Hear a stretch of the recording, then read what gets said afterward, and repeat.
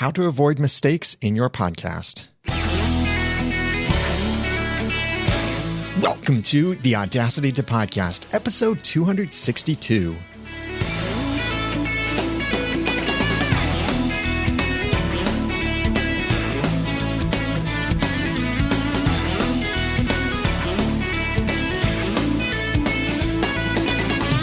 Thank you for joining me for the Audacity to Podcast. I'm Daniel J. Lewis, and this is the award-winning in-depth podcast about podcasting. It's where I give you the guts and teach you the tools to launch or improve your own podcast for sharing your passions and finding success. I know that podcasters often hate to edit their podcasts, but it's also what I often hear podcasters talking about spending a lot of time on. So you're spending a lot of time doing something you absolutely hate. It's no wonder many podcasters quit after or even before 7 episodes because they just can't stand doing all of that editing. And the biggest tip for better, faster editing is to have less to edit in the first place. But there are those times that mistakes happen in your podcast, and it might be something you'll consider editing out, or you might want to leave it in. In episode 96, I talked about how to fix a mistake that you've already made in your podcast, and I'll reference that more as I go with this episode. So if you've already let a mistake out there and you want to know how do you fix that and what are your options, both technically and practically, like should you force a re-download, how would you do that, what can you do with your media host, that kind of thing, go back and listen to episode 96 if you're interested in that. But I have a link to that in the show notes for this episode at theaudacitytopodcast.com/avoid mistakes. But for this episode, I want to focus on how to avoid making those mistakes in the first place. I'm not going to cover all of the potential podcasting mistakes that you could make, like getting the wrong microphone or using the wrong media host or not using a media host, that kind of thing. That's a great topic for a different episode. But for this, I want to talk about avoiding mistakes in your ongoing episodes that you record. How can you avoid making those mistakes so you don't have to do as much editing afterward? Throughout this episode, I'm going to use a little example of a piano performer. I know the real Brian from ProfitCast would be so proud of that because he's also a piano performer, and I have a piano performance background. My actual education was in music composition, which you might not have ever guessed, but that's where I did learn a lot about production skills and timing and certain other aspects of art and creativity. So I have 5 tips for you to help you make fewer mistakes in your podcast. Number 1, prepare. Number 2, practice. Number 3, slow down. Number 4, review. And number 5, fix as appropriate. If you'd like to follow along in the show notes for this episode, number 262, then go to theaudacitytopodcast.com/avoid mistakes. Let's dig into this in depth. Number 1, prepare. As the proverb goes, failing to plan is planning to fail. I've seen this again and again and again. My worst episodes, actually my worst whatevers in life, have always been from not spending enough time preparing. Don't prepare only what you want to say, but also prepare how you want to say it. It's very easy to come up with a list of topics and news stories and say, okay, I want to talk about this and this and this and this and this, and mention this story, interview this guest, cover this issue. But then how are you actually going to say what you want to for those things? You need to prepare that. And also the thing that I think we often forget when we're preparing for presentations or for podcasts is preparing how you want to transition between different things. The transitions can often be the most awkward places. And as I've mentioned in a previous episode about faster podcast editing, a quick hack to improve your podcast editing workflow is to look first at your transition points, where the conversation moves from one person to another, or where you move from one topic to another. That's usually where there needs to be some editing because sometimes we're not good at the transitions. But if you prepare what you want to say, how you want to say it, and how you're going to transition between things, then your presentation will be a lot better and you won't have to edit as much. You don't have to script your podcast to get this kind of preparation. But as an aside here, I have found that scripting is a great way to prepare the content and presentation, even if you don't read that script, because the script can help you to write the story or your thoughts in a logical way and write in the way that you talk too. And that way you can get the ideas out there, written down on paper or in the computer. You can figure out how you want to transition from something. You can remember certain points that you want to cover or certain ways that you want to say things.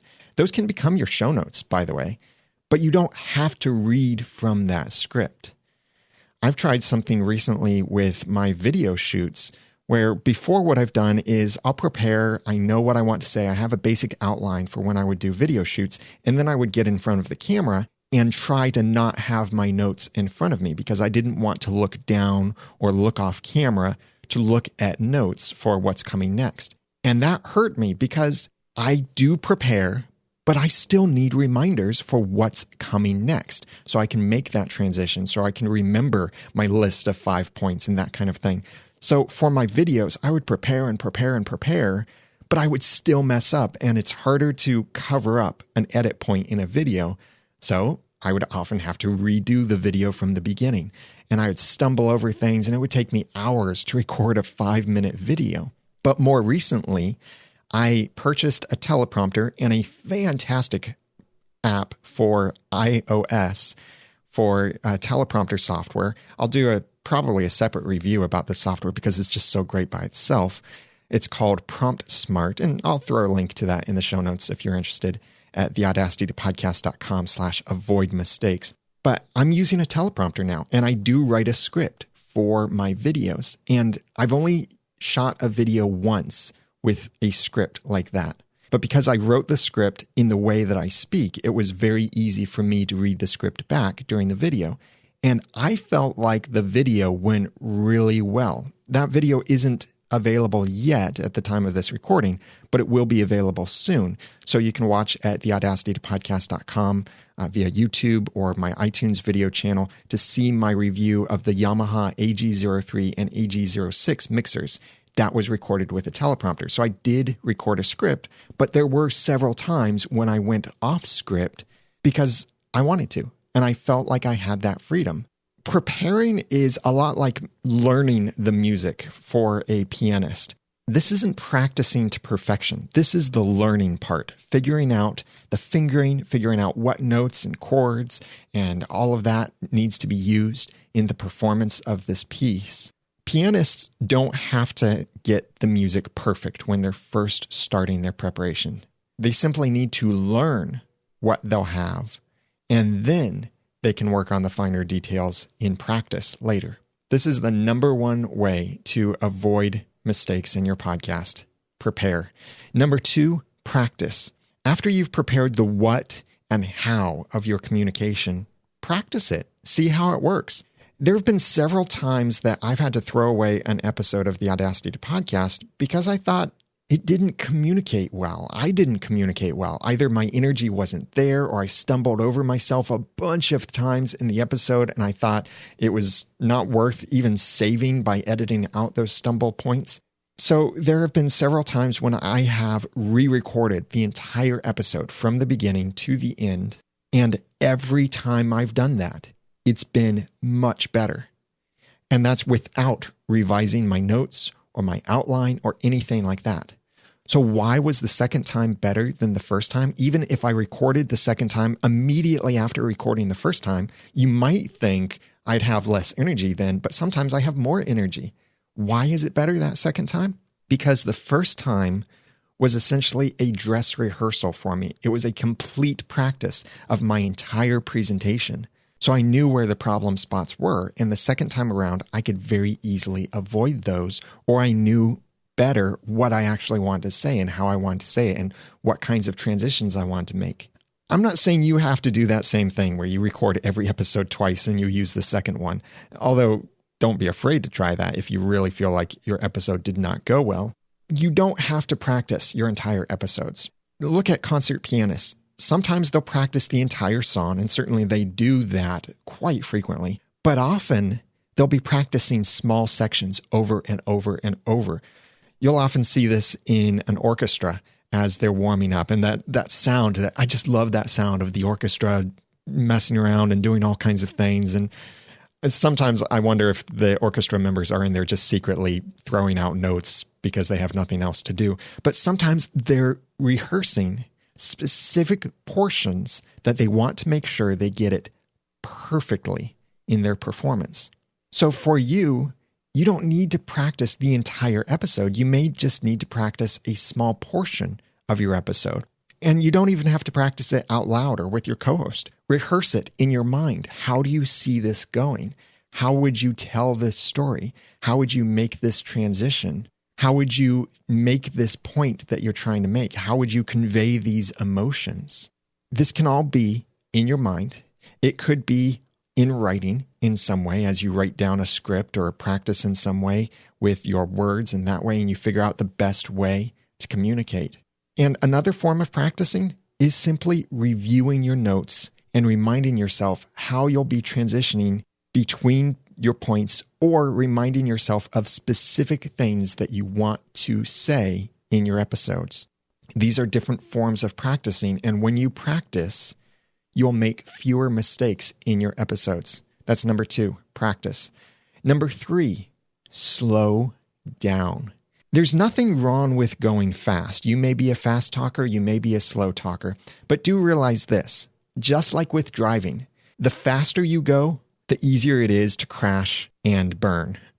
Sometimes you may simply need to slow down so you don't stumble over your words or start adding filler words, as some people will have this really fast pace and they'll be going and going and going and and then they finally get out what they're trying to say. They don't want to stop their pace because they've been going so quickly and they just have to keep going and going and going and going and going, and they can't think of anything else to say, so they just throw in some filler words. Don't feel like you have to do that. Slow down. Slow down your pace, maybe even pause. It's okay to have pauses in your audio. You don't have to edit out every pause. Do edit out the awkward pauses where it's clear you don't know what you're transitioning into, but silence is powerful.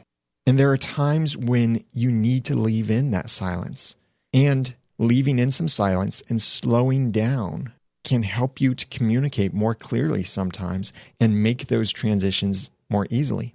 Sometimes this is simply slowing down your pace of speaking, so you're not going at 100 miles per hour. Sometimes it could mean that you're pausing completely.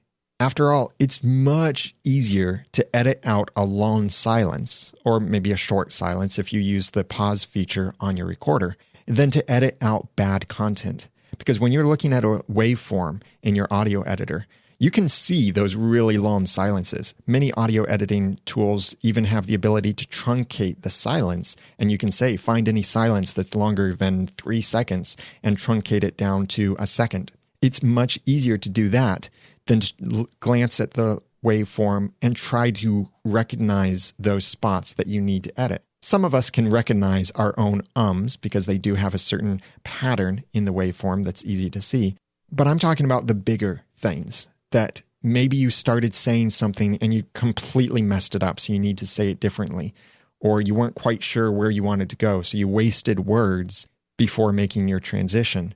Some of this can come along with the stress of live streaming, and I've certainly experienced that myself, and I do experience it quite frequently, where I feel like when I am live streaming, I really need to ensure I am speaking and there's something flowing, especially since sometimes the live stream recordings go out to YouTube or somewhere else so someone can watch them. But it's okay to pause, gather your thoughts, and then keep going. And then simply edit out those pauses. Slowing down isn't only for your presentation, but it might also be that you need to slow down with everything else around your podcast, all of your other tasks and responsibilities associated with your podcast. For example, are you rushing your preparation where you sit down for only 5 or 10 minutes to prepare for an hour-long episode? Or are you in too much of a hurry to publish an episode that you forget to check important things in that episode or to edit it as thoroughly as you should? Look at these other areas outside of your actual recording session and see if maybe you're rushing things. Maybe you need to give yourself more time. I switched the publishing schedule for the Audacity to podcast a while back because I was trying too hard to get an episode out on Monday evenings. So I'd rush and stress, and it meant staying later at the office or at the computer and studio, whatever the situation was at that time. And I would rush too much. But now I've adjusted the schedule so that I have more time to publish the episodes, so I don't have to rush as much. Now, sometimes mistakes do still make their way in, and I'll talk about that in a moment because you might know exactly what I'm talking about with some mistakes I've recently made in the last couple weeks. There are times to be fast and also times to be slow. Just like the performing pianist, you may simply need to slow down on those difficult parts so that you can focus and be more thorough or get that technique down just right, communicate just the way you need to. And then there are the other times where your passion can take over and you're in that moment and you are going fast, and maybe there are some mistakes here and there, but they don't slow you down. They don't stop you. You just keep on going. And that can be okay too. But in general, slow down a little bit, and you'll make fewer mistakes. That's number 3. Number 4, review. Reviewing is something that you can do both before and after you record your episodes. If you review beforehand, it's a form of practice. If you're reviewing afterward, it's a form of quality control. I'm not necessarily recommending that you re-listen or rewatch your complete episode, looking for stuff that needs to be fixed, like every single breath and every single mouth noise and every single and every single pause and that kind of thing. You can go crazy trying to find stuff like that to edit. But reviewing can be a good way of finding those big distractions, the things that made their way in, the things you may have forgotten about in your presentation, the stuff that you may have forgotten to edit because you were so focused on some of the smaller details or simply somewhere else. Review these things. You could listen back to your entire episode or rewatch your episode to catch these things. And if you do, consider maybe doing it at a faster pace. If you use the Overcast app on iOS as your podcast app, there's a new feature that if you're a patron supporter of Overcast, you can now upload MP3s to Overcast. So that could be a great way that you could upload your draft MP3 of your episode and listen to it in Overcast with its super fast speed enabled. So you're not listening to yourself as a chipmunk, as many audio editors would make you sound. And it can be a way that you can find those things that really stand out, the big distracting things that you might have forgotten, or to just simply know how good of an episode it was.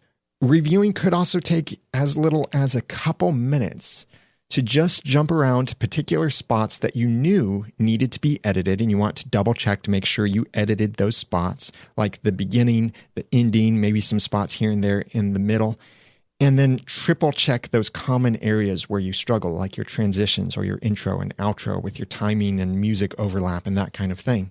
This is what I failed to do on a recent episode of the Audacity to podcast. It's since been fixed, but something really weird happened with the editing software that my producer was using. And it wasn't that my producer failed at his job. It was something weird happened with the software. And we figured out since then what it was because he was working on multiple projects at the same time and maybe saved one, but not the other. So what ended up happening is that the episode was edited up to a certain point, and then the rest of it was unedited. And I could have caught that if I'd done a super simple review to just ensure that the beginning looks and sounds good and the end looks and sounds good. If I'd simply checked that, I would have known, oh wait, the ending doesn't look right here. That might mean that there's more stuff that isn't right either. But I didn't review that. I've also had a couple problems that I'm going to pretend they cancel each other out. With my email newsletter subscribers, there was an email I sent my subscribers where I meant to say, I need your help, but I said, I need you help. And then there was another email where I meant to say you, but I accidentally said your. So I'm going to pretend those two errors cancel each other out and it's all good. And I especially didn't like it when I saw people replying to the email where I said, I need you help. And I saw that email subject line over and over and over and over and over in my inbox. I felt like slapping my head every time I got a new reply because it was just in my face that, yes, I had this typo in the subject line of my email. I'm very grateful no one pointed that out because it was quite obvious to me after so long.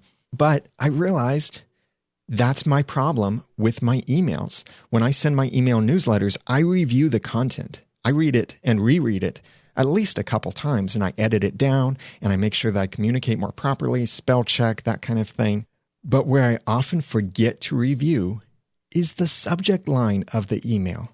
So I have several times had errors in the subject lines of my emails because I did not review them. And as has happened sometimes in my episodes, I didn't review, even just a basic review to glance and ensure that it looks like it's been edited, and mistakes made their way out there into the public. So this is number 4, review. And number 5, fix as appropriate. Sometimes a mistake does make its way through, and then you have a few choices of how to handle that mistake. You could either continue without acknowledging the mistake, like a good piano performer would do, where they just keep playing. They don't stop and then try and replay that measure. You'll see kids doing that often when they play piano at a recital or something. They'll mess up and they just can't keep going unless they fix that glitch. But you could consider correcting the mistake in the moment. Maybe it's something in your episode. You said the wrong word. You could simply correct yourself right then and keep going. For example, mispronouncing a word or using the wrong word in a particular case. It's very easy to simply say, excuse me, use the correct word, and then keep moving on. You don't have to go back and re-say the entire sentence. You'll see professional communicators do make mistakes from the stage for whatever reason, and they correct it and keep moving on. And people don't afterwards say, oh, it was horrible because they made this mistake that they had to correct. Sometimes you can leave those mistakes in without acknowledging them. Sometimes you do need to correct the mistake for a moment and keep moving on, and it's fine to leave that mistake and the brief correction in there. Or you could take down that mistake altogether, maybe by editing it out. Or if you made a mistake with your episode, maybe you need to take down the episode altogether and then re-upload it with the fix. And there are some things to consider about whether you want to force a re-download of the fixed version or just make it fixed for everyone who downloads it afterward. In episode 96 of the Audacity podcast, I talked about how to fix a podcast mistake, and I have that link in the show notes for this episode at theaudacitypodcast.com/avoid mistakes. And there are some practical and technical tips inside of that episode for what to do when you have a mistake and you need to fix it. But here's my general recommendation for if there's a mistake in your podcast that you've already released, what you should do with it. If the mistake is so bad that the podcast is unlistenable, unconsumable, they can't understand the message, the volume level is horrible, or something just makes it unbearable and unlistenable, that's when you would want to force a re-download of the episode. I've had this happen before where I accidentally muted a track in a multi-track project. So you hear the main host and not the co-host at all. That's a big mistake. So that's a good moment to force a re-download of the episode. Or maybe the interview audio was completely missing. I forgot to stick it in there, or anything like that could happen with your podcast. That might be a moment to force a re-download. But there are those moments where, like I had in a recent episode of the Audacity podcast, the communication was still there. It's just you heard more glitches in that communication. The volume level was fine. My timing wasn't good. I messed up a couple things and I corrected myself on them. And you hear me correct myself. I messed up the timing with my outro music, which does happen quite often, but it's very easy to correct in post-production with the way that I record my audio. And the message was still communicated. Sure, it had some more glitches in it, but it wasn't necessary to force a re-download for that. So that was one where I decided to simply fix it for the rest of the people who would download that episode. So a couple people did contact me after that episode, and they said, hey, did you know that there's this end part that's very unedited? Yeah, the first maybe quarter of my audience did download the episode with the unedited ending. but then I fixed it, re-uploaded it, and did not force a re-download, then the rest of the 75% of my audience could download the version that didn't have the mistake, and I would just move on and not force a re-download for everyone else because they got the communication I wanted them to from that episode. The mistakes did not prevent them from receiving the message. So you need to fix as appropriate, and listen to episode 96 for more ideas on fixing a podcast mistake. And I have that link in the show notes for this episode. Once again, these 5 tips for avoiding mistakes in your podcast are: number 1, prepare. Number 2, practice. Number 3, slow down. Number 4, review. And number 5, fix as appropriate. I'd love to hear from you. What are some of the common mistakes that you make in recording your podcast? And especially if you used to make a mistake very often, how did you overcome that mistake? Maybe it's saying maybe it is stumbling over your words. Maybe it's something else technical and such. Please comment on the show notes for this episode at theaudacitypodcast.com/avoid mistakes. That's also where you can go to share this episode out. And I'd love it if you would share this episode. I really appreciate that. After the last episode where I had several quotes that could be tweeted very easily from the show notes, I saw many of you sharing that out, and I really appreciate that. It's the best way that you can support my podcast or any other podcast that you enjoy is share the episode, tweet it, Facebook it, Reddit it, Pinterest it, Google Plus it, whatever. Send it to your email list if you think it's helpful to your audience. Mention it on your podcast, whatever the case. Sharing is caring, and sharing is the best way to support the podcast that you enjoy. One of the other ways to support a podcast you enjoy is by writing a review. And I'm very grateful to Cardoso Phil from Ireland, who said about the Audacity podcast, "You should listen. If you intend to start or improve your podcast, the Audacity podcast is one of the greatest. You can see Daniel puts a great effort into teaching you every aspect of podcasting." Thank you very much, Cardoso Phil, for that kind review. And that was from Ireland. I love seeing the reviews from countries other than the United States of America. Thank you very much for that wonderful review. I use mypodcastreviews.com to get all of my international podcast reviews emailed to me automatically. I recently checked because someone was asking in a podcast group how many reviews you have. So I recently checked and I've got 252 podcast reviews from 15 countries. Wow, that is awesome. Thank you very much for reviewing the Audacity podcast. If you haven't written a review and you'd like to, then the link to iTunes as well as Stitcher are on the website at theaudacitypodcast.com. But also think about reviewing the other podcasts that you listen to. And you can use mypodcastreviews.com to get all of your reviews sent to you automatically. And you can go onto the website and sort them and filter them and share individual reviews with your followers on social networks. That's at mypodcastreviews.com, and the link to that is in the show notes for this episode as well. Coming up, I'll be speaking at Social Media Marketing World in April, Podcast Success Summit in May, and Podcast Movement in July. If you want to go to Podcast Movement, use my promo code SOCIETY to save $40, and I'll be a sponsor there, so stop by our booth, and it'd be great to meet you. I was also recently on an episode of Podcasters Roundtable. I have that link in the show notes, and we were talking about podcasting hacks. It was a great conversation, some really cool hacks, time savers, and other cool tricks over there. I have the links to that and all of these other resources and information that I mentioned in the show notes for this episode, number 262, at theaudacitypodcast.com/avoid mistakes. Now that I've given you some of the guts and taught you some of the tools, it's time for you to go launch or improve your own podcast for sharing your passions and finding success. I'm Daniel J. Lewis from theaudacitypodcast.com. Thanks for listening. The Audacity Podcast is a proud member of Noodle Mix Network. Find more of our award-winning and award-nominated podcasts to make you think, laugh, and succeed at noodle.mx. The Audacity